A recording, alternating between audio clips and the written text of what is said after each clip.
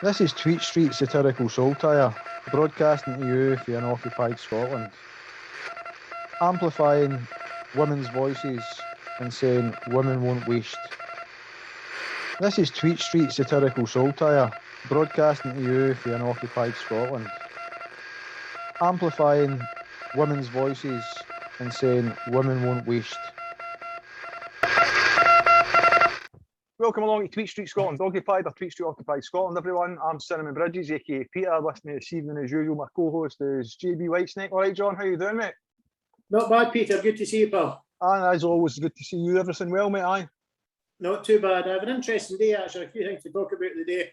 All right, well, we'll try and maybe catch up with that later. So without further ado, the reason why the bases are here today, mate, is we've got an absolutely cracking guest. I've watched a couple of podcasts that this person's been involved in, and I really look forward to seeing more.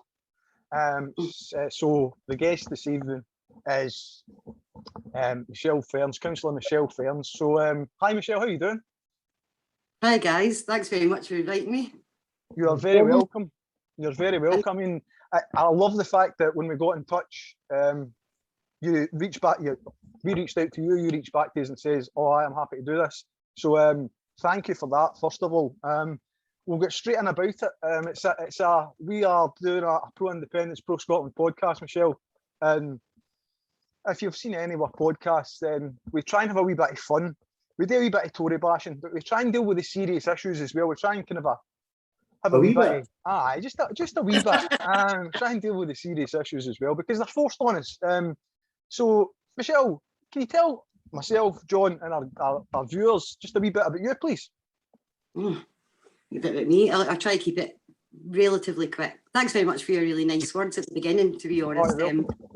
But it's taken some practice. I'm not a person that's really dead comfortable with what I call the kind of X factory bit of politics. I'm used to kind of working in the background, and I've been quite happy with that. But so yeah, it's nice to know that people are hearing something at least that they like, or hearing something a wee bit different. That feedback's nice. A bit about me. I'm the youngest of 13 kids, 7 girls and 6 boys. Born in the East End of Dundee, a place called Whitfield. I suppose in Glasgow. Sorry? Dundee, I worked in it for a few years. Yeah. It's a great. Well, it's a great city. But then I've been in Glasgow for 36 years or something. So lived here a long time. All my kids are born and brought up here. 36 years. So you must have moved there when you were in nursery. It's a light in here. My oldest boy is 35 this year. So my youngest girl's 14. So I daft. It just kept popping them out. What can I say? Well, I'll tell you something. You wear it well, Michelle. If I do say so myself. I wouldn't have said you've got a kid as old as what you have. How many kids in total do you have? 4. So I didn't quite follow my mum. I stopped at the 4 rather than 13. That was 3 boys and a girl at 14. So there's quite big gaps. There's 20 years between my oldest and my youngest. My oldest boys, you might have heard me saying something. I don't usually actually spend loads of time talking about my boy, because my kids' life are kind of private. But my oldest boy is autistic with a really severe learning disability. So he's only been living in his own place for about 4 or 5 years. But I suppose being his mum and having a fight for services and resources and stuff for Richard was a lot of the stuff that kind of drove me into politics, actually, and doing that for other people, for other families.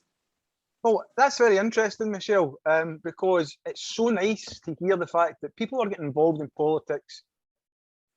I'm sorry for swearing, because everything's shit.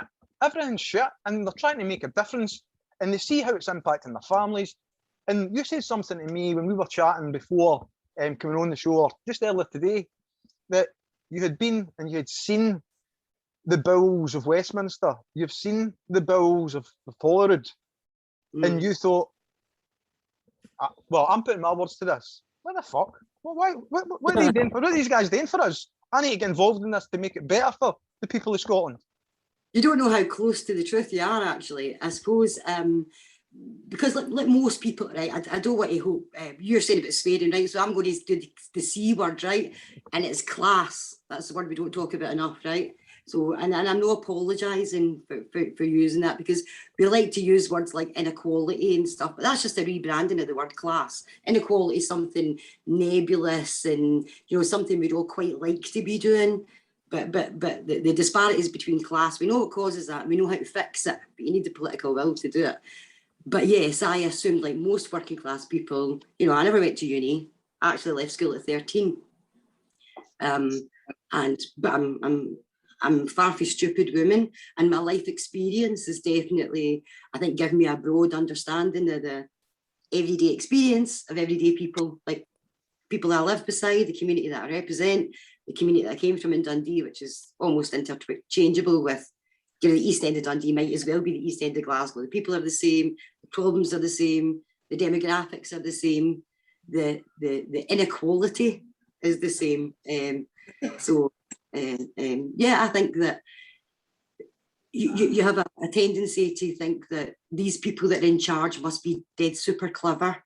And, you know, they've read lots of books about Marxism and all different kinds of political structures. And so surely they'll have a deep understanding. So when I first went into politics, yeah, I was looking up to these people and thinking, you know, they're going to have their finger on the button. And so many times they had the theory, but they didn't understand how to deliver it, and they didn't understand the impact on the communities that they were representing. And most times they didn't measure it. You know, there's lots of things like, this is really terrible, stuff we already know, you know, poverty is bad. Yeah, no shit, really? Mm-hmm.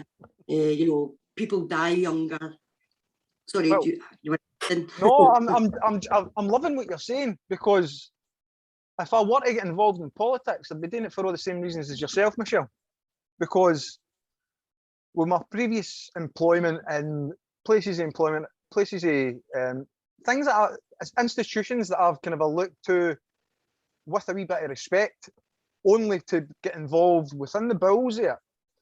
And then you start losing the respect, because you start questioning your morality between, well, wait a minute, this is affecting people like me. Although I'm an employee of this company, I'm also a customer. My parents were also customers of some of the companies. And I'm thinking, right, I had the company hat on, and I'm thinking, right, okay, I don't, that's not right. But when you speak up, you put targets on yourself, and I mean, I was never done trying to back my staff up with union, because I'm thinking, right, well, if I can speak to the union as a manager in the place that I was in, I don't agree with this, and I'm voicing my disagreement, and it's wrong in some of the instances. And you think, I can't sit here knowing what I know and do nothing about it. So I mean, I think Scotland, I think we get the shitty end of the stick at times. It doesn't help. I mean, the background that I've got in the new, I'm going to pass it out to JB to kind of explain that background to us, because this is one of JB's backgrounds, one of the posters that he puts out. And mate, as usual, you're bang on the money, bang on the money. Where did you get this from? I've got loads of stuff going back to before 2014, and I keep rehashing it, rejigging it to a specific message. But that one today, I done that. Well, I done it this morning early doors. I was taking the dog to the vet this morning, and I put it on Twitter. Now that was 14 hours ago, right? Now it was basically to fill Michelle in on it. It was basically saying that I've been blocked by BBC Scotland News for tweeting that to them. Right, and the interesting thing was, now wait to hear the final figure I want to show you, it was retweeted 533 times, liked 671 times, had 2,967 engagements. But here's the kicker for anyone with any political nous. It was seen by 36,849 times on Twitter in 14 hours.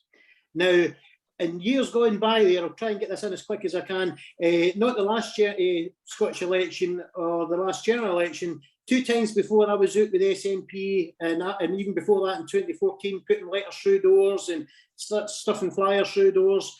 I combined basically going, falling in my arse, climbing over somebody's fence, and they're looking out the window, and I'm lying on the ground outside in their garden, trying to, and I'm like, what is this achieving anything? And I was out with a guy about 30 years older than me, and he was running rings around me. You guys are amazing doing this, but people are putting these damn things in the bin. So if there's anyone, any political party, any political nous, I'm a nobody with a second-hand iPad. I'm just a muggle. But a meme I made with a free app called Studio. It's the same app I've been using for years. It used to be called Over. It's now called Studio. I made that, and in 14 hours, I've got 36,849 people to see it. Now, a lot of them might not agree with it and not like it. I've had a few, it's anti-English or this. It's not anti-English. It's anti-British establishment. And I've already explained that to a few people who didn't like it, but the vast majority are very positive. And I've had loads of messages from people saying, I've retweeted that to BBC Scotland on your behalf since I've managed to annoy them enough to do it. But that's 36,000, over 37,000 times that's been seen on Twitter in 14 hours. So if there's any political party out there, there's how to get a message across. And it didn't cost a penny. I didn't have to lie down and put it in through a door. It was me on a second-hand iPad, who's a muggle, just doing that, who I despise the BBC. I'll no lie about it. They're as corrupt as hell, and I despise them for what they are and what they do, and the people that work for them. But there's 37,000 times in 14 hours with no effort whatsoever, other than retweeting it. And when I seen them retweet it, I retweeted it again. So that went to another load of folk. So it's just that there's a message there. We can get a message across to a lot of people very quickly. And say it's a free app. I make them up with. It's a free app called Studio. And they can get it in iOS. No sure with it. I think it's now on Android. So it's easy to do. And I'll show everyone how I make them. It's easy. It's done with an iPad. It takes 2 minutes to make a memo up. I make a template. I can change the message. It's so easy to do with this free app. So 37,000 people seen that today. Magic, mate. So have you got a question from Michelle off the back of that? No. Michelle, No, welcome along. Michelle, no. Welcome along. The Scotland game's on. Hope Scotland wins and all that. I mean, we're here to talk to you, you know. No, Michelle, I hope that tell me a wee bit about yourself and what you want to achieve with Alba. Oh, that's a big question. I'm trying to wrap it up quick so you can get back to the football. No. Oh, so much. I suppose it depends on, there's two schools of thought, okay? So there's the people that kind of they think independence is an end in and of itself, like just being independent is going to fix everything. So I'm a nationalist all my life. I've never cast a vote that wasn't previously for the SNP. So I've always wanted independence, but the independence was always the vehicle that you could use to social justice. So it was only ever the beginning of something for me. So it was because I'm a child who grew up in the 80s under Mrs. Thatcher. And even as a child, and I had obviously lots of older brothers and sisters, as I've told you, they were all pretty switched on, involved with their trade unions and stuff, where we grew up and lived, all manual workers, of course, working in the jute mills, which were a bit like what the shipyards were to Glasgow. The kind of jute industry was to Dundee. Almost everybody was employed in either the jute factories, in Timex, which had a big famous strike with the women workers there. And I think that was the last biggest strike in Scotland after the miners' strike. You'll not hear much about it. It was all women. But it was on the telly a couple of weeks ago. I seen a bit on one of the channels. It was catching up with the ladies who'd done that 40 years after. It was talking to the same 4 ladies that were in that strike 40 years ago. Absolute heroes, warriors. And what they were actually was, they would never have dreamed of calling themselves that back in the day, John, but they were skilled workers. They were engineers. We had 2 factories. So we had one in the capital that was kind of like the tool shop, and all the men kind of worked there, and all the women worked in the fikey work, as we'd call it in Dundee, like small, really highly skilled work. And it was a great job. If you're any female member of your family or your mum or your sister worked in Timex, you were up there. It was great wages. It was piecework. So the women worked really, really quick. So anyway, but almost everybody in Dundee would work in one of these industries. But, as you'll remember, maybe you know so much Peter, but maybe John and I. Thanks for that, Michelle. Dundee would have been very like Glasgow at the time, just really seen a crumbling, you know, the manufacturing base just crumbled, unemployment was huge. UB40 song 1 in 10 was out, but we grew up, it was like kind of, you know, 1 in 5, 1 in 4. So, but even then you were really, really aware, I was really aware that Scotland got the government that England voted for, and that really it didn't matter, that we could all pilot and encourage everybody we knew to vote the way we wanted them to vote, and it would make no difference. However Middle England voted is the government we would get. So in terms of feeling like the only way to change the kind of deep-rooted structural, I wouldn't call them inequalities, I would call them deliberate barriers. The only way to do that was to have control over all the levers of power for our own country. So we could have all the decisions over tax and spend. We could have all the decisions about how we, you know, how we wanted to run any franchises in our country, you know, for future referendums, say, for instance, on a monarchy or not, if that floated your boat. All of those important questions that Scotland would need to ask itself could only happen for me as an independent country. So that's why I wanted independence.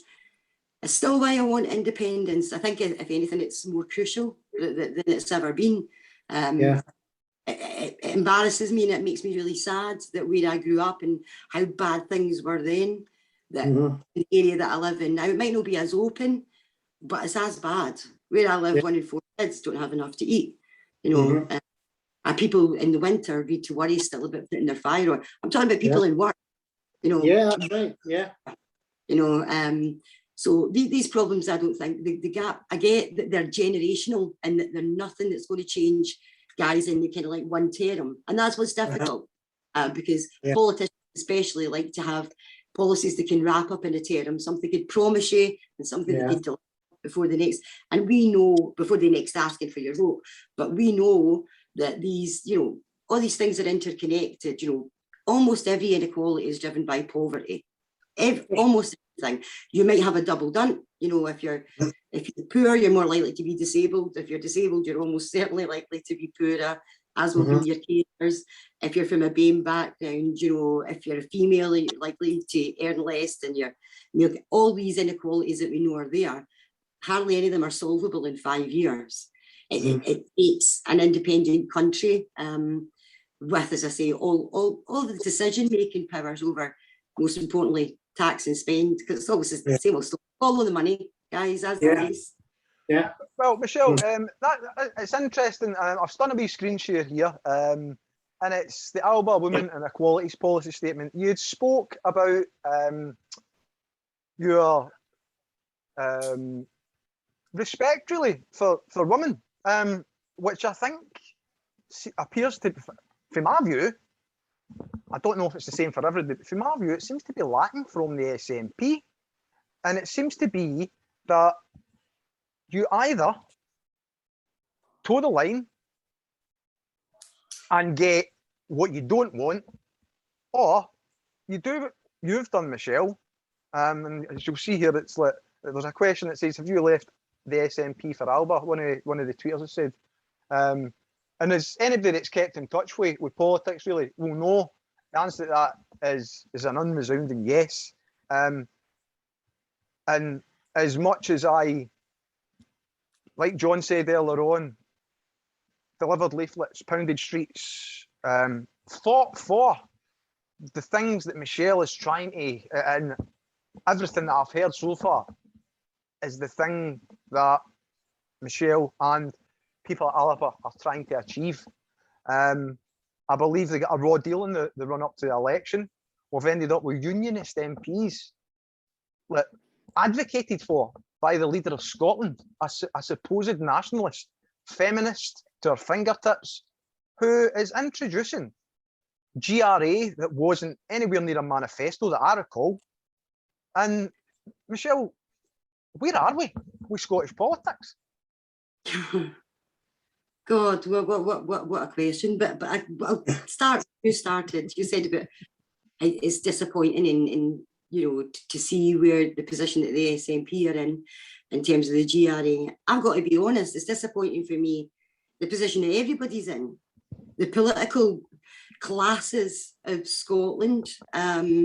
are really, really derelict here for a number of reasons. I think because they've allowed the debate to get pulled onto the territory that if you're pro-women, you're anti-trans. Now that, it's absurd. If you're pro-safeguarding, you're full of hate. That's absolutely opposite of what I've spent my life doing, empowering women, girls, children, because as everybody knows, when women lifted out of poverty, so are kids, so are young people. I don't recognise the description that the super allies ascribe to people who are pro-women. It doesn't make you anti anything. So first of all, I resent that. I resent being called a transphobe, a homophobe, a rape apologist. We'll go back to that before we finish up. Using what they're perceiving as a platform to spread a message of hate. So I was in the cabinet in Glasgow City Council. I was the convener for workforce, the biggest workforce in Glasgow, just shy of 30,000 people. I had a good job, I had a good wage, I had the best wage I've ever had in my life. I'm a working class woman, a single parent. I haven't got thousands of pounds in the bank. I walked away for that job and I walked away for that wage. I like to say because I was sacked, the SNP failed my vetting on a number of fronts, not just the GRA. It was a whole, the things that we were talking about, right? See as a not even just as a working class woman, but as a councillor represents Shettleston, which is a working class area, which by the way, maybe should cringe about. 72% of Glasgow is working class. They make all the money that service the other 28%. So nobody should ever be, be cringing about describing themselves a working class. We're not the minority, right? So, but across a whole raft of issues that I'd hoped that we could move to the left where the administration had previously been. So that was in terms of things like social housing, fair work. So that's for women and men. Fair work, especially the pandemic, I think has brought that really into sharp focus. Stuff that we call essential work. Turned out, who knew? Essential work wasn't web designers and there wasn't project managers. It was nurses and carers and the guys that empty the bins and the guys that sweep the streets and the guys that serve you your coffees and you buy your messages for, the lowest paid people in society. Turns out they're the people that society can't function without, and everything falls. Well, Michelle, you've just stole my link, which I'm absolutely delighted about. You've just stole my link because for too long we've been told we're not good enough, we're not smart enough, we're not big enough, we're not rich enough, right? We're too wee, too poor, too stupid. And the thing that I've noticed in abundance, just that you have just hit the nail right on the head. The essential workers weren't your bankers, they weren't your politicians. They were the everyday working class people that kept this country. And when I say this country, I'm talking about Scotland. I'm not talking about this sham of a union. It's not a country, it's a collection of 3 countries, right? And 6 counties in Northern Ireland. I'm not buying that it's a union. We're colonised and we're being told that we're not good enough. You don't want a 4-nation solution, Peter. Sorry? You don't want a 4-nation solution. No. And I'm sick of hearing this about 4 nations, because it's not about 4 nations, and anybody with a modicum of sense will know it's about 1 nation. And the other 2 in the 6 counties need to deal with that 1 nation's whatever they want. Brexit, anything else that goes along with it. John. Interesting, just on the point you're saying, Michelle, there I seen a lorry driver on the telly the night saying that he's worked for this company for a long time. He's got a good enough job. He's plodding away, but he's in the supplying, and he was registered with companies 5-10 years ago for employment, and he's basically been saying these agencies are chasing him and telling him he can get £25 an hour and a £3,000 signing on fee if he'll leave his present company and go to another HGV company. Yeah. So there's just an ordinary working guy driving a lorry, and they're desperate for him. They're offering him £3,000 to sign up and £25 an hour. Well, he's just an ordinary man. He's the vital man, as you say. Plumbers, painters, people that brush the streets. They're the ones that keep the economy going. No the politicians, no the managers and everyone else. Okay, because at the same time, we don't want a race to the bottom, right? We need highly skilled people. Our economy needs highly skilled people. Well-paid, sustainable work is the best long-term route out of poverty for you and for the generations of family to come up. So I've not got an issue about Scotland producing, excuse me, wee hangover cough, sorry. Okay, Ginderella. A hangover from a cold, not a hangover, no, actually. Sorry, I kind of lost my train of thought there. Oh, but highly skilled people and well-paid jobs. Yeah. And that we should be trying to attract well-paid, sustainable work to our city. These are great things. It's no to have a go at that. I suppose what I'm trying to draw attention to is the disparity between things that are essential. Lots of things are essential, and as you both said, when we went into lockdown, you've seen communities coming together, picking up people's medications, making sure people had food parcels, making sure the wee women down the road, had our tomato soup and our pasta and stuff like that. We as a country, we're really, really good at working together and bring it together. But see, most of the people are earning high wages. They could still work at home, right? They were still getting their wages. We who couldn't work, they were still getting their wages. The essential workers that couldn't go out to work, they were getting nothing.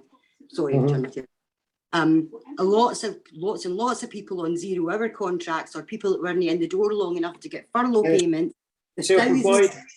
Self-employed, especially because that's what lockdown showed, is how vulnerable we all are. I think that's why communities are really well. People that were managing quite well before suddenly found themselves on statutory sick pay, 90 odd quid a week. Suddenly found themselves having to apply for universal credit, and you couldn't get somebody on the phone for love nor money. You couldn't tell you to go online. You couldn't get it online. So people were really in dire straits. I know personally friends of mine that were, where both parents are working, where they were put in a position of, do they go for a test because of no paid leave and no paid days? Now people want to do the right thing, of course they do. They don't want to put vulnerable people at risk, but that's all right for middle class people in the nice conservatories who are having a nice lockdown. I don't mean lockdown was easy for anyone, of course it wasn't, but it was a tale of two lockdowns. Yes. There was people who sat in their conservatories and their lovely gardens and spent their whole time, planting apple trees and knitting and, and reading all their favourite books and stuff like that. Totally different story if you're a single parent with two autistic and stuck up a close in Tollcross, that can go out for 1 hour a day. It was a tale of two lockdowns. The city, the difference for families in the city was stark. They might as well have been in different countries. So I think for me, it was a bigger conversation for us as communities to be having with ourselves and going, who do we value and how do we value them and how do we show them that they value them? The equal pay settlement in Glasgow was a big part about giving the women the money that they were well overdue, and they never should have had to fight so long for what they did. And they were let in by everyone in that scenario. I mean everyone. Their union, the politicians, civil servants, lawyers, the women delivered that settlement largely for themselves. But what came on the back of that, which you don't really hear much about, is the job evaluation scheme, which will be the new pay and grading system that replaces the unfair discriminatory one that we just had to pay out in the baggie. So the big question about that are, how, for me, the interesting things that we should be asking is, well, how, if we're putting value to people's jobs, so there'll be different jobs. Nobody's saying that if a woman and a man do the same job, she's going to get paid less. But what we're saying, if you're in a traditionally male job, like say a cleansing service, as opposed to traditionally female job, like a carer, because that's traditionally female work, that's valued at less. When somebody's saying how much, you get less of a value. So my concern is when we're looking at a new scheme, we want to make sure we're rounding the women up, no rounding the men down. We're not creating equality by giving everybody a shit wage. The idea is that we're supposed to be pulling these women who are being disadvantaged up. And that's the bigger part of it, because the conversations round about that are, what is work of equal value? They might not be the same thing, but like you say, if somebody wasn't empty your bins, you'd notice that within a week and a half. I probably have noticed it. And, you know, if somebody wasn't going to do your mum's care visit, or Cordia were nipping into, or what were Cordia, nipping into, you know, making sure we're elderly and we're vulnerable, or additional support needs people are getting, our communities would come to a halt. I wouldn't be able to go to my work. Lots of people I know wouldn't be able to go to work. So why do we decide that a project manager who is vital for, especially like in social work or something like that, that they're worth a grade 6, but somebody whose job that the community could not function without is worth a grade 2? I think that's the questions we need to be asking. We need to be saying, what is equal pay? What is work of equal value?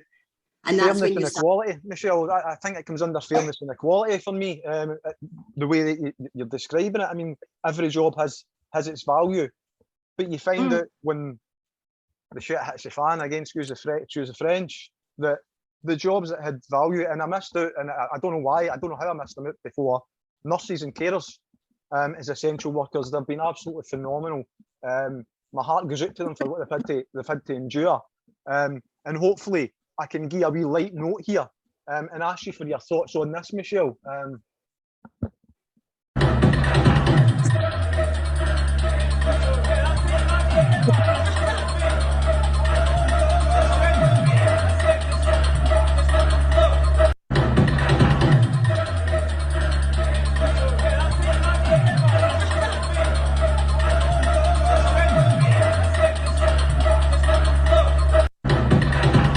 There you go. Michelle, what's your thoughts on Michael Gove at the nightclub in Aberdeen? Well, there's only so much binge I could take. You should have gave me a trigger warning. All he needs is a glow sticks. I need to wipe my eyes. Just embarrassing. But do you know what it does?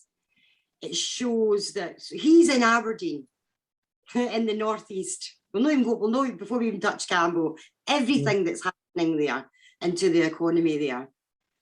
See how much he's worried about that. See how much he's affected. He knows he's all right. He knows his class are all right. I just can't bear them. There's nothing worse as well when it's a Scotsman. It's when you're gaslit by your own, isn't it?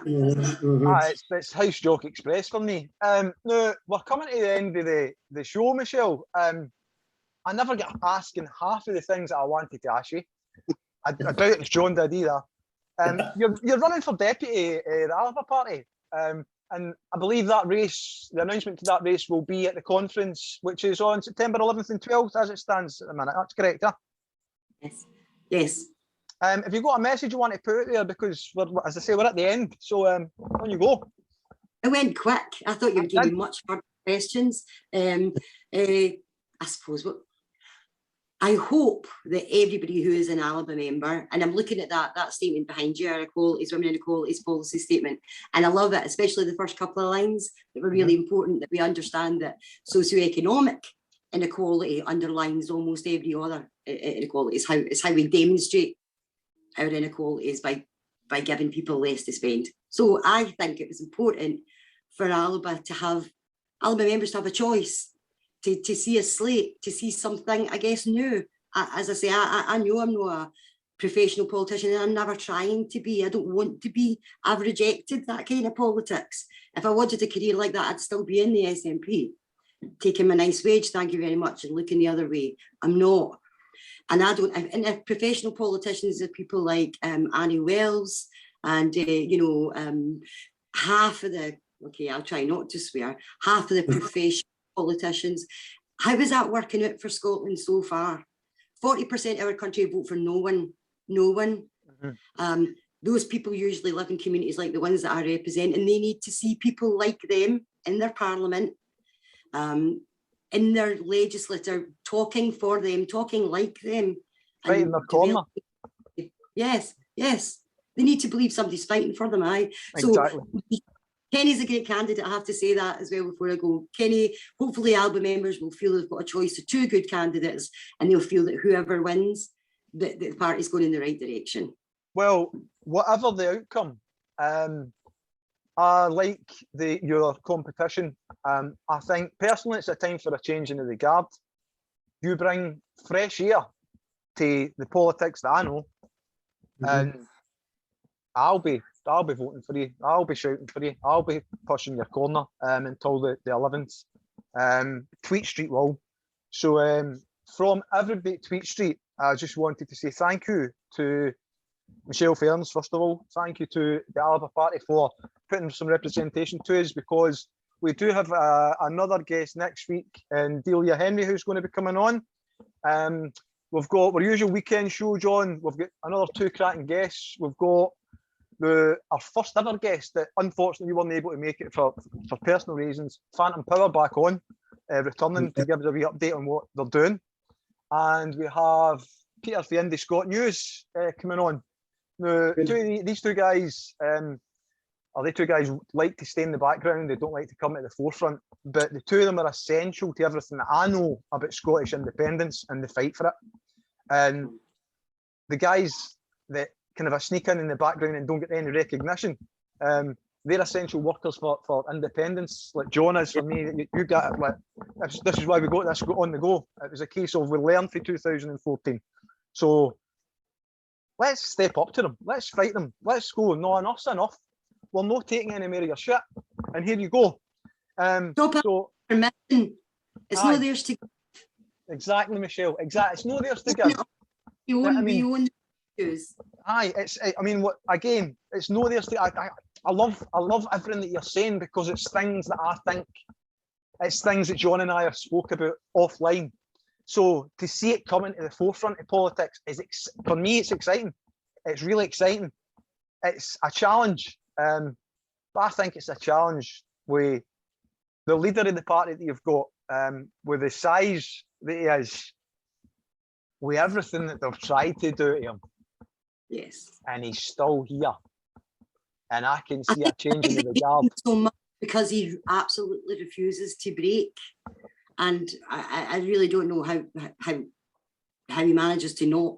As it sheer defiance, sheer will, but put that energy. The man's got the sheer will to drag Scotland free of this unholy, broken union. So that desire, that fight, that ability to take the fight, and to show, because if you're going to be a leader, you need to believe it. Otherwise, you'll never make anybody else believe it. You know, and that's what happened in 2014. You know this, we need to start at 60%. We didn't start at 60% in 2014. We convinced people to believe that we could deliver something better. And a lot of people did believe us. And people need to remember, whether it's 40,000 members or it's 120,000 members the SNP got, or whether it's might be 6,000 plus members for Alba just now, it might be a lot more after conference. But what people need to remember is there's 1 million plus members of the independence movement, and the vast majority of them are not in any political party. They need to hear people telling them that they believe in them, and that they believe that we are not too wee, too poor, too stupid. Not only can we survive, we can thrive. We can thrive. Banging message, Michelle. Absolutely. Sorry to cut you off. We're running right low on time, and I don't want to lose any of the recording, right?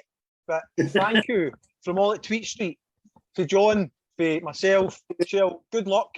As I say, Tweet Street will be doing whatever we can between now and the 11th and 12th to make people aware of who you are, what you're there for, and what you do. So good luck. Thank you very much for coming on our podcast. John, do you want to say good night? Yeah, thank you, Michelle. Thanks for your time. Well, as you'll see for what happened before, the conversation just kept on flowing. Michelle spoke brilliantly. We never got to talk about a lot of the things that we wanted to talk about that are important, and I didn't want to pass up this opportunity to put a message out. A perfect display of women won't waste. I certainly wasn't wasting Michelle. John wasn't wasting Michelle. And I think a lot more males could take a leaf out of their book and no waste the women and try and give them a wee bit of support, especially Marion Miller and the situation that she faces. I know that there's a lot of dubiety about what's happened because nobody really knows, so it's all guesswork. So we're thinking about Marion Miller. She was at court yesterday. We're thinking about the demo tomorrow, and we're saying for every woman, if you can make it along to the demo at Holyrood tomorrow, please do so. And put your voice to the cacophony of women who won't waste. Thanks to everybody at Tweet Street for tuning in. And Scotland are getting beat 2-0 and it's just half time. Oh, this is rough, man. This is rough. Anyway, enjoy the rest of your evening if you can. Good night. This is Tweet Street Satirical Saltire, broadcasting to you for unoccupied Scotland. Amplifying women's voices and saying women won't waste. This is Tweet Street Satirical Saltire, broadcasting to you for unoccupied Scotland. Amplifying women's voices and saying women won't waste.